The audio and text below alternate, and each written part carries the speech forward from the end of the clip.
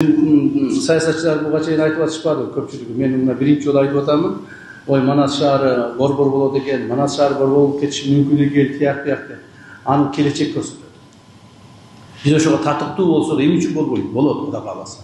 Татыктуу болушубуз керек. Аны үчүн шаарыбызды даярдашыбыз керек, элибизди даярдашыбыз керек, журтубузду даярдашыбыз, психологиябызды даярдашыбыз керек. Борбор болуш оңой эмес. Жөн эле борбор деп атап коюш болбойт. Ага даярданышыбыз керек.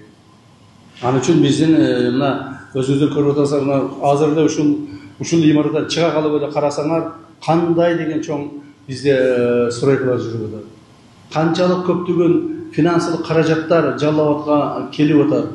Ошолордун баардыгы ушу Жалал Абад шаарын өздөштүрүп, башка шаар кылып, сонун шаар кылып, мындай современный типтеги шаар кылып өстүрүүгө багыт болуп атат. Бул мына акыркы 3-4 жылдардан берги чоң эмгектердин бири болуп атат. Бул башталышы гана. Мындан ары дагы көбөйөт.